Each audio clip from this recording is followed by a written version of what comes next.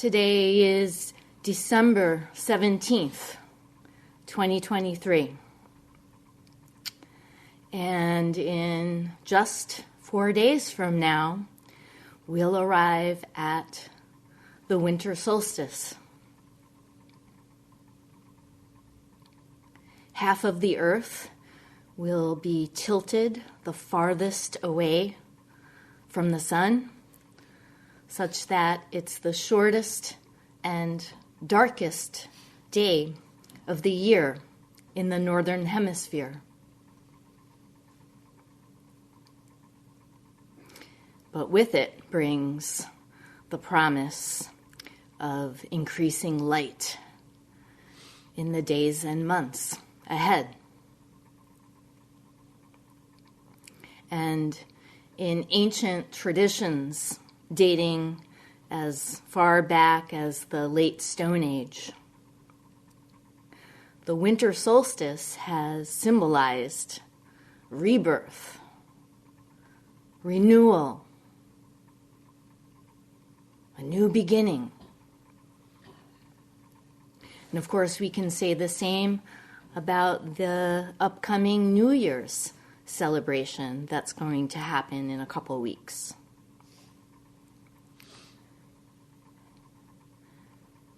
As we say goodbye, perhaps even good riddance to 2023, and usher in 2024, many of us will make New Year's resolutions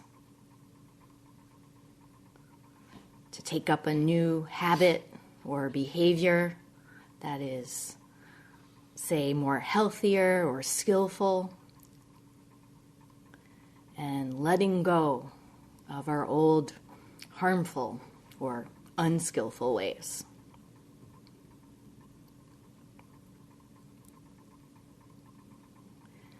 It's interesting, though, the marking of the eve of the new year as December 31st is totally arbitrary in that it's culture specific. It's based on the Gregorian calendar that was implemented by the Catholic Church in the year 1582 by Pope Gregory XIII. And it's a good reminder that our notion of time is just that, a notion. It's a social construct. It's a product of our social conditioning. We're conditioned to measure time, not only in terms of days and months, but seconds and minutes. And there's this whole vocabulary that reinforces the idea that time is linear.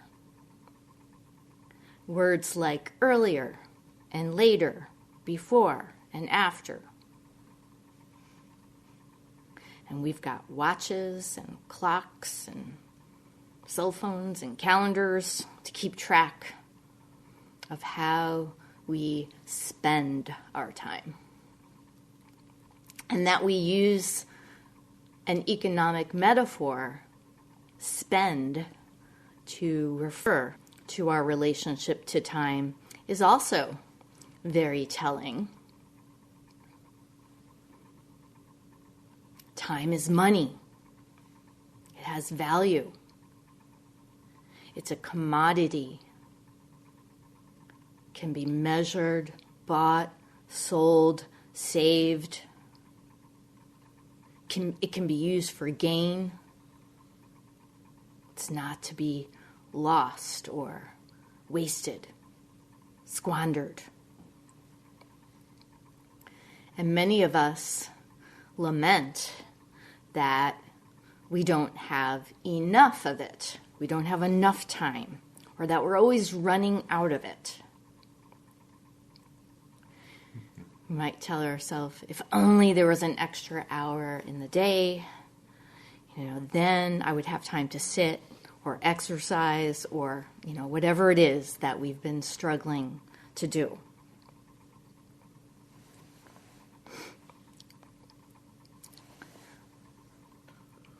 The anthropologist Edward T. Hall wrote about the human relationship to time in his book, The Silent Language, which was published in 1966. And I first came upon his work when I was a graduate student and I was studying intercultural communication. So Hall researched the human sense of time across cultures, and he came up with two categories, polychronic and monochronic. He said that in polychronic cultures, which include countries in Latin America, the Mediterranean, Africa, and the Middle East, timetables and agendas are relaxed for the most part. And that's because people and relationships matter more than being on time.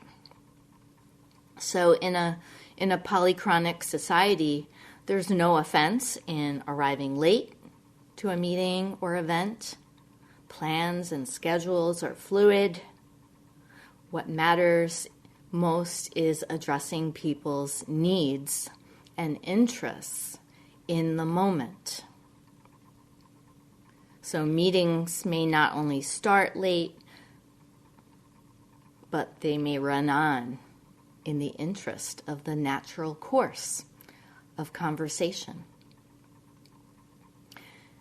And Hall says that folks who are attuned to this way of life may resent, quote, unquote, the tyranny of the clock, which is common in monochronic societies, while those who stick to the tyranny of the clock probably get annoyed by meetings that run on, without the efficient management of time, gets wasted. In monochronic societies, which would include Northern Europe and North America, time is viewed as a means of imposing order, being punctual, completing tasks, keeping schedules. All of these things are valued and may even be viewed as more important than relationships. So when a meeting starts at 8 a.m., it starts at 8 a.m., not 8:05. You're expected to arrive on time. And if you're late, you're expected to apologize. And your oversight can even result in some form of public shaming. And as a consequence, the perceived need to be on time becomes a source of anxiety.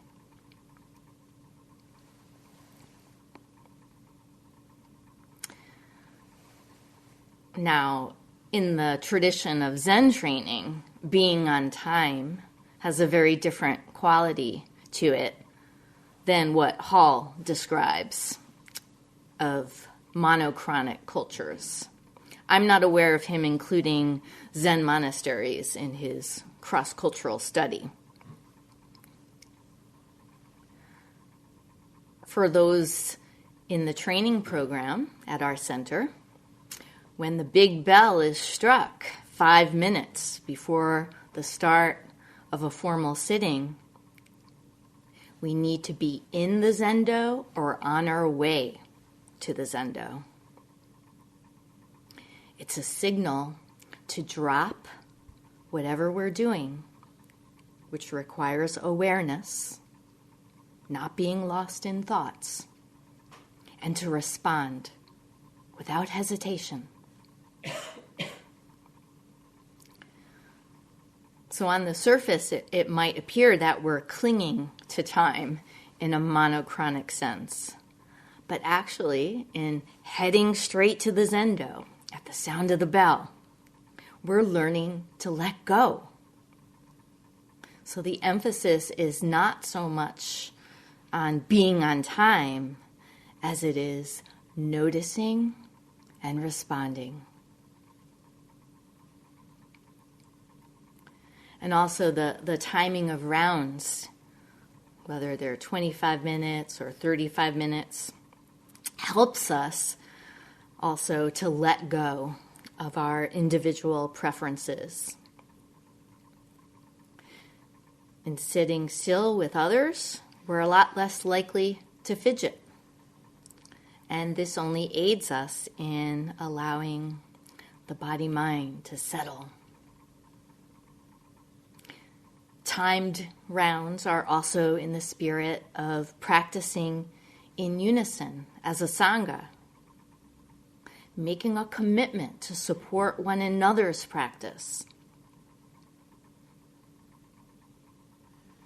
So when it comes to formal sittings, which have a specific start time and end time, the quality of our sitting together in the Zendo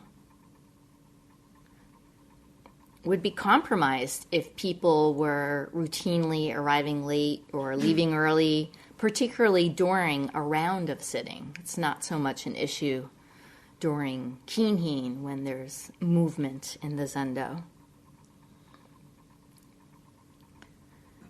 And aside from the practical aspect, we can experience great inspiration doing Zazen together.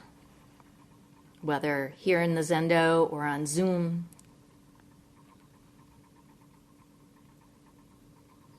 we benefit from the wisdom, example, and never-failing help of Sangha.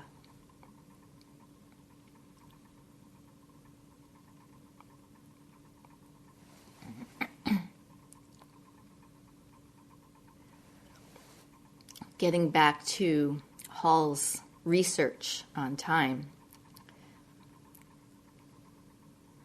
these two categories, polychronic and monochronic, we can probably all appreciate the value of these two different attitudes about time. Their differing emphases on cultivating human relationships and doing what needs to be done in a timely manner. Both have value. Part of what got me onto this topic of time was a Radiolab podcast that I listened to a few days ago. It was titled Time, and it came out in 2010. And it gets both into the cultural and also scientific understandings and reveals how our monochronic society came to be. And one interesting thing that I learned is that in the context of the United States in particular, there was a notable shift toward a rigid approach to time that happened with the introduction of the railroad. Prior to the railroad, it turns out clock time varied from place to place. One person's clock might say it's, 2:04 p.m., and another person, maybe their next door neighbor's clock would say it's 2:08 p.m. There was no official time, no synchronization across clocks, even within the same town. And that was fine. People worked it out. And depending on one's community, where one lived, and one's occupation, especially if you lived in a rural setting or you were a farmer, you wouldn't even necessarily need to have a clock. You could simply look up at the sky and know what time it was. You could tell the time of the day by the sound of the birds, or even the opening and closing of certain types of flowers. morning glories and evening primroses.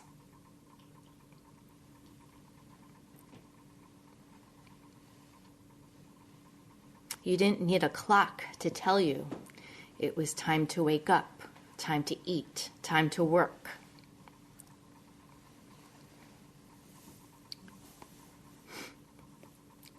Now, about the railroad, by 1880, according to this podcast, it became essential to have synchronized time for developments in commerce. Having a consistent railroad time was necessary for the smooth transport and delivery of goods in coordination with businesses and banks. So this led to a conflict between various local times and railroad time, and they weren't in sync. But eventually, and not surprisingly, the railroad time went out, and thus we had the standardization of clock time across communities.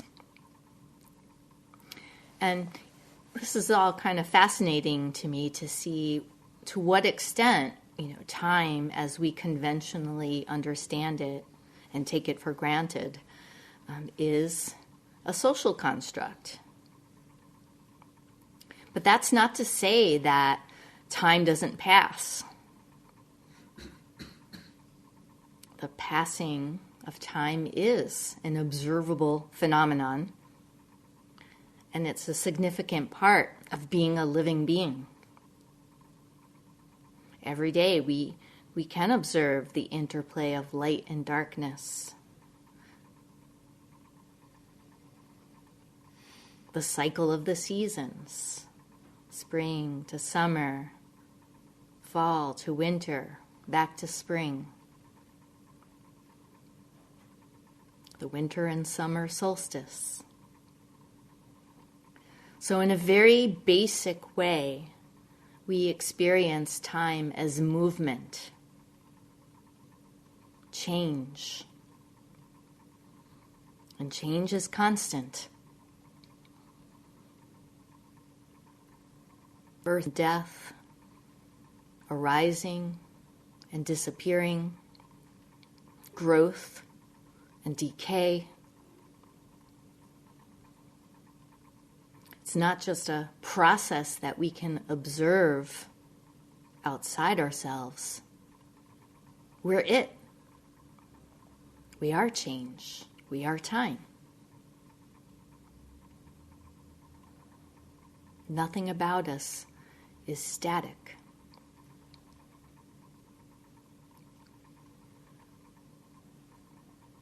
If we were to reflect back over time,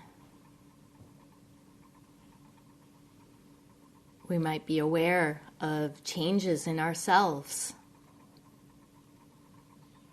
in our personality, our needs, our values, our likes, dislikes, beliefs, as we developed into adults.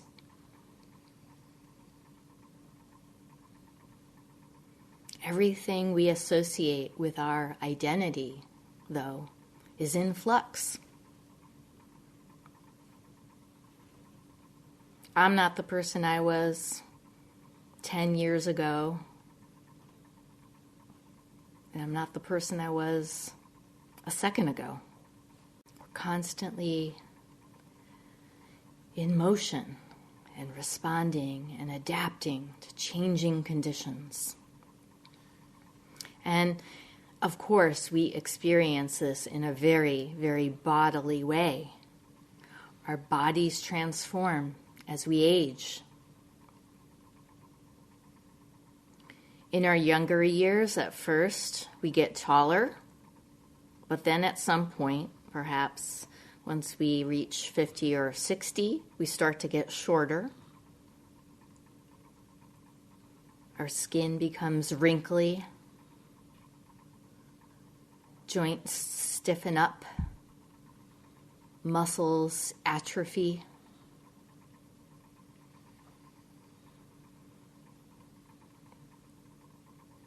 And there's a lot of change that happens in our body moment by moment that we're not able to notice.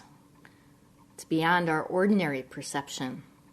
Unless we were looking through a microscope, we wouldn't notice that our cells are constantly dividing and multiplying, shrinking, decreasing in number, dying off. They can change from normal to abnormal, and we wouldn't notice it. And there's also the trillions of microbes that live inside us and on our skin. They're constantly changing too.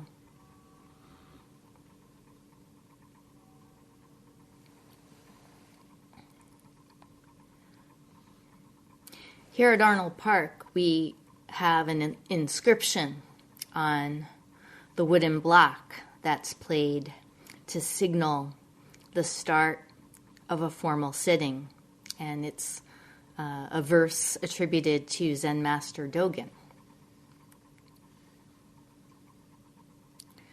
Great is the matter of birth and death. Life slips quickly by. Time waits for no one. Wake up, wake up. Don't waste a moment.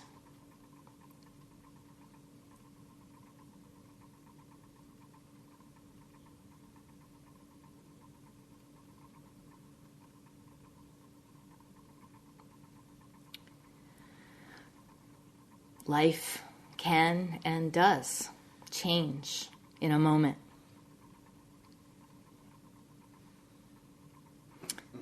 This past month, our Sangha was reminded of this, in case we needed to be, when a longtime local member had a major stroke.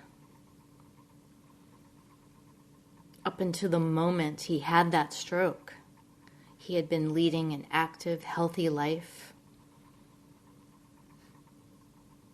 running for exercise an hour every day, very disciplined.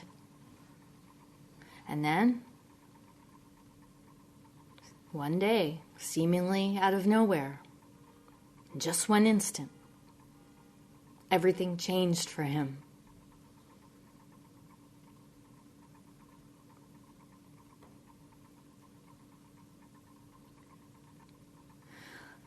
The heart of the Buddha's teaching is the truth that no one and no thing lasts. And even though we can so easily go about our everyday life unaware of the fact that it's transient, that's changing. And of course, we do that by getting caught up in countless distractions and chasing after anything that brings us comfort and pleasure, drifting into thoughts. Even though we can live our lives that way, to some degree or another, each one of us here, each one of us listening in, knows it. We wouldn't be drawn to Zen practice if we didn't.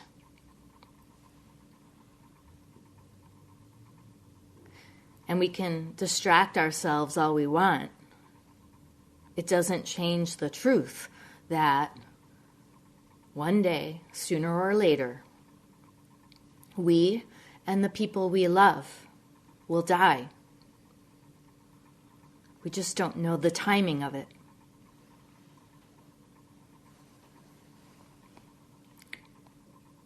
The great master Linji, known as Rinzai in Japanese, put it this way: there is no place of rest in the three worlds. It is like a house on fire. This is not a place for you to stay long. The murderous demon of impermanence strikes in a single instant, without choosing between high and low, old and young. Do you wish to be not different from the Buddhas and ancestors? Then just do not look for anything outside. In Buddhist cosmology, the three worlds are the realms of desire, form, and formlessness. And they're understood in ascending order. And, without getting into too much detail, these three worlds constitute samsara, the cycle of birth, death, and rebirth. The lowest realm is desire, and that includes beings that are attached to the pursuit of desire, sensory pleasure, including us humans. And then there's the realm of form, where one no longer clings to desire, but still has a bodily form.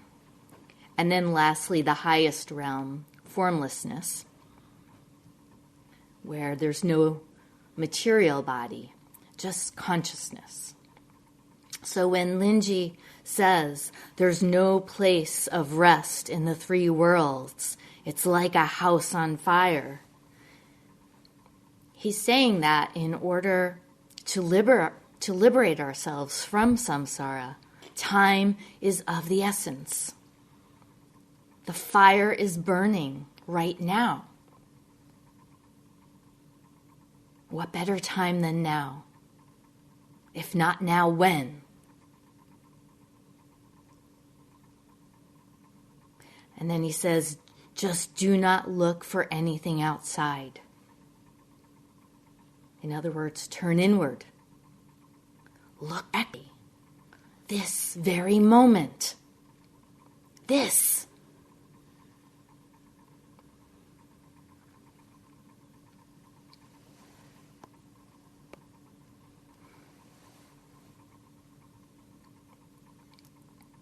Zen Master Dogen said, time doesn't pass in vain. People pass in vain.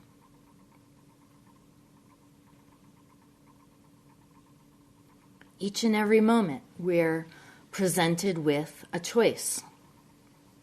We can choose to be present. We can choose to be here.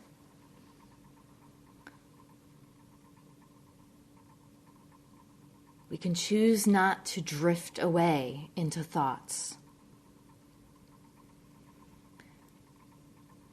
We can choose to be one with this moment just as it is. Whatever we're doing, wherever we are, whatever conditions we're experiencing, we don't need to go somewhere else or wait for the right conditions. The time to practice is always now. So that means when you're feeling tired, bored, blah, unmotivated, gloomy, angry, whatever it is, that's a time to practice. Just as much as it is when you're feeling energized and buoyant. Right now is always the time to practice.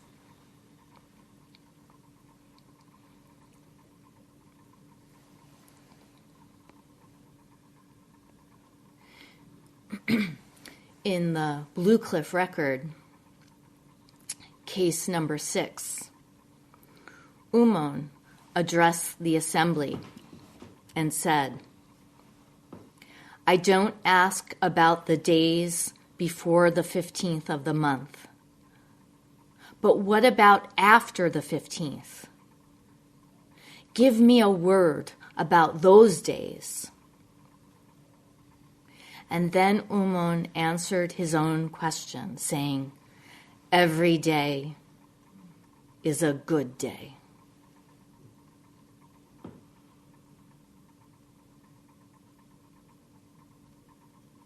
Every moment is just that. And by the way, the 15th of the month is not just some random date, but it refers to the lunar cycle. It takes 15 days for the moon to wane to the point where it becomes completely invisible. And that day is called a new moon day.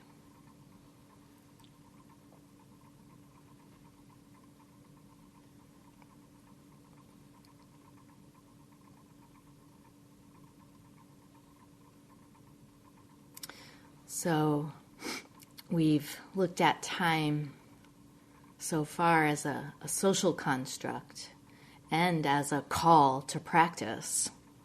But there's another way that we can look at it. And that is through the process of cause and effect that unfolds over lifetimes. Karma. In very simple terms, you hear people say, what goes around comes around. How we think, speak, act right now has an effect in the future. If I do good things in the present, this is going to help reduce my karmic debt from my misdeeds in the past. So there's a sense of movement there, from cause to effect. But that's actually a shallow understanding of karma. It's a mistake to see karma as simply a linear or a chronological process with one thing leading to another.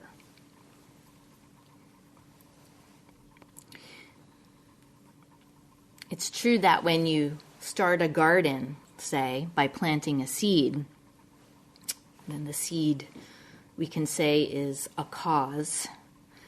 And then upon nurturing it, another cause, a flower may grow, right? An effect. But it's also true that the resulting flower itself will produce seeds, resulting in the potential for more flowers. And flowers and plants, in general, rely on bees and birds. And humans and other animals rely on plants. So karma is not linear.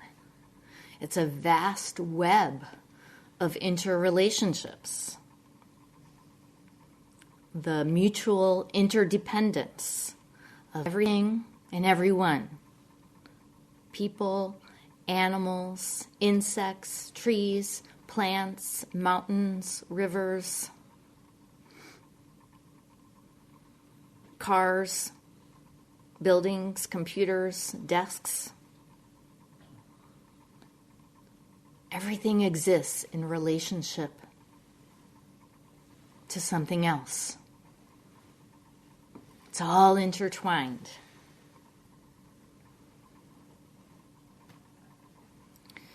So that we see ourself as discrete or as a unique self is only possible that we exist in relationship to other beings and things.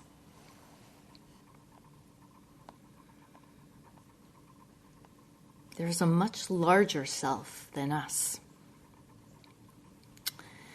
At the ending of Master Hakuin's chant in praise of Zazen, the last line is, "This very body is the body of Buddha." It's not just referring to one's particular body, but the body of this vast whole, the whole of our true nature.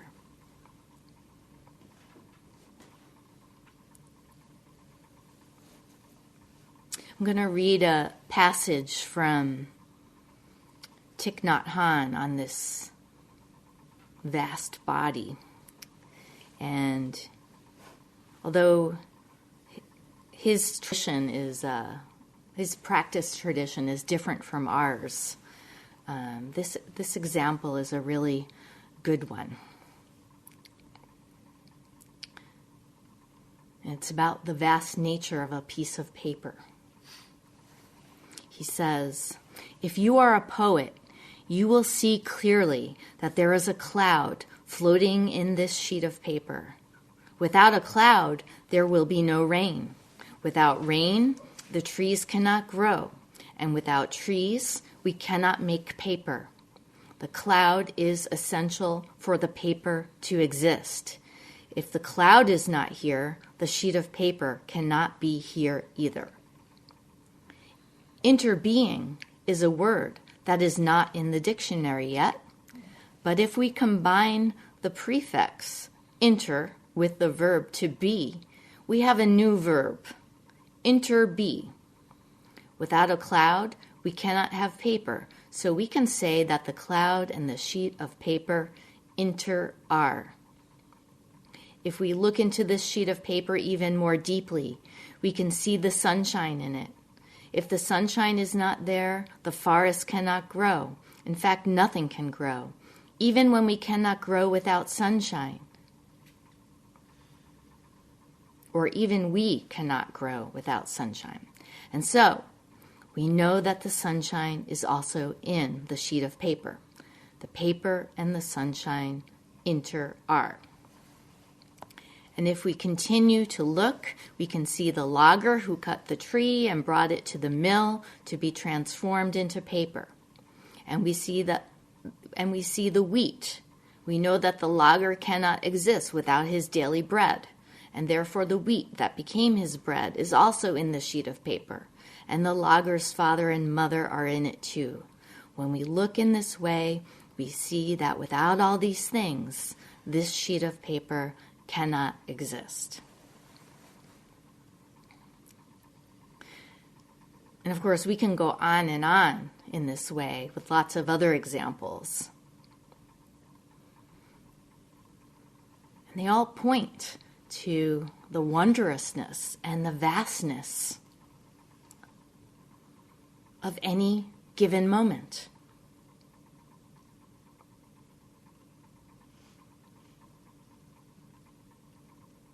This whole body of Buddha.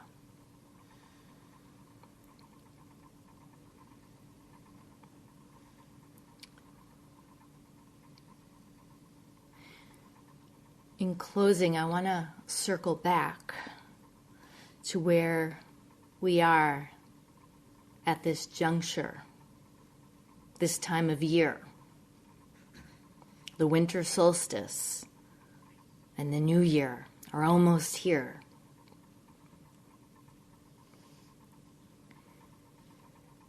We can look back at this year, 2023, and readily feel overwhelmed by world events, wars,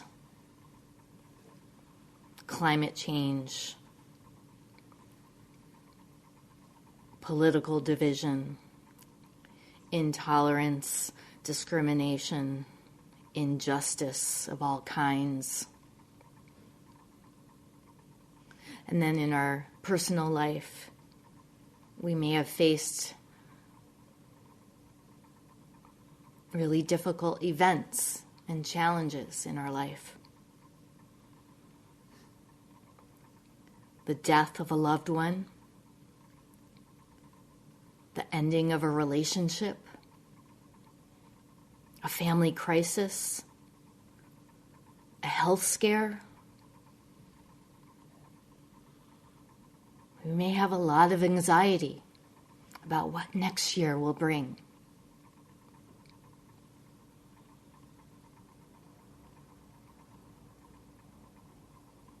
if we look back in time, or if we ponder the future,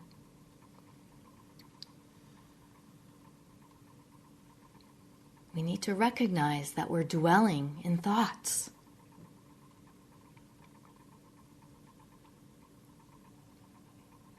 We don't know what lies ahead. We don't know what the future will bring, and we can't return to the past. We also cannot fathom the intricate web of relationships that brought us here, that brought us to this very moment.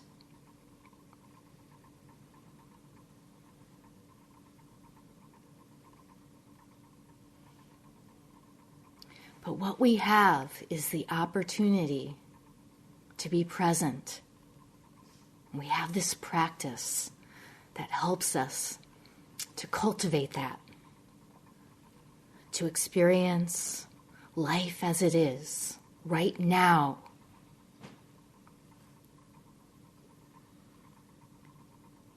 And if we can allow ourselves to settle into this now,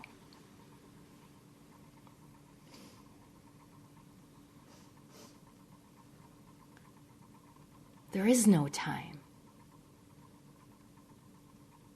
There's no me, no you.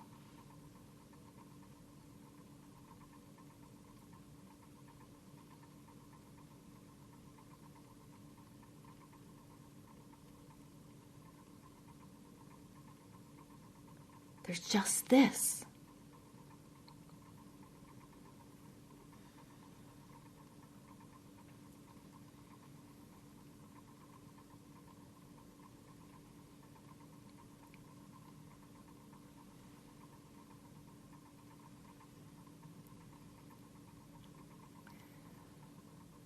We'll stop here and recite the 4 vows.